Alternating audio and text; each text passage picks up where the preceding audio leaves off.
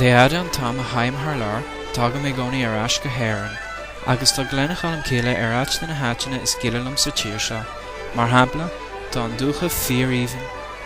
An rud is spéisialta na go bhfuil an teanga agus an cultúr Gaeilge an. Rathíonn siad lena tradiisiún álín. Ceann de na tradiisiún na an céilí. Bhí méid freastal ar an chóirsa teanga agus cultúr in éidir Gaeil, agus bhí siad ag múnú céilí dúin.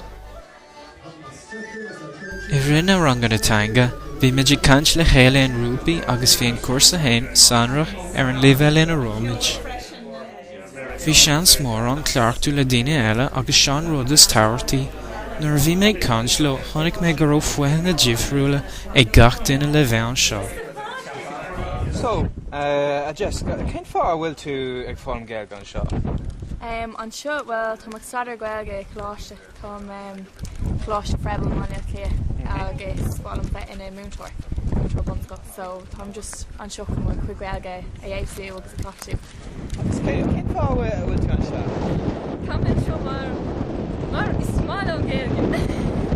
Cén sais duine a bhíon i do rang gach líon? Gná scoláirí agus ní dónam go mín is a cogad í go dagan siad, cad a bheith sa siúlagam, agus bíonn siad cúlach agus sin píos a de beidir ná.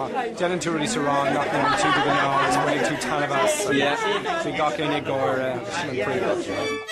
An treanóna bhí ceolínta sa hála ag ceoltóirí áitiúla agus náisiúnta.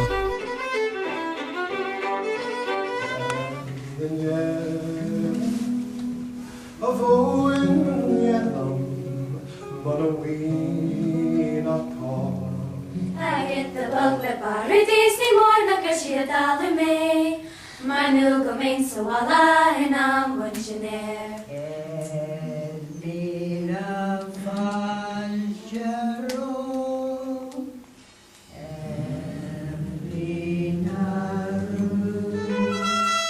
Sna ceardlanna dóla muid cuidir mar dhéann tar gléis cheoil.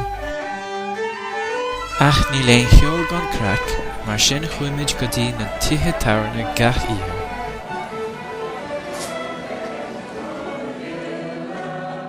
Is mór an trua a bhí ar an imireacht ag deireadh na seachtaine.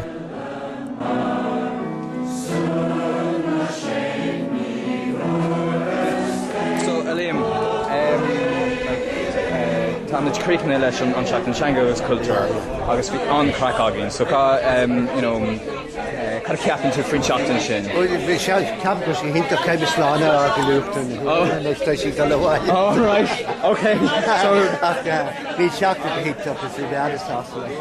Chud a déine go léir go hinnta. Máidjin an a bródach dúirt a gachú.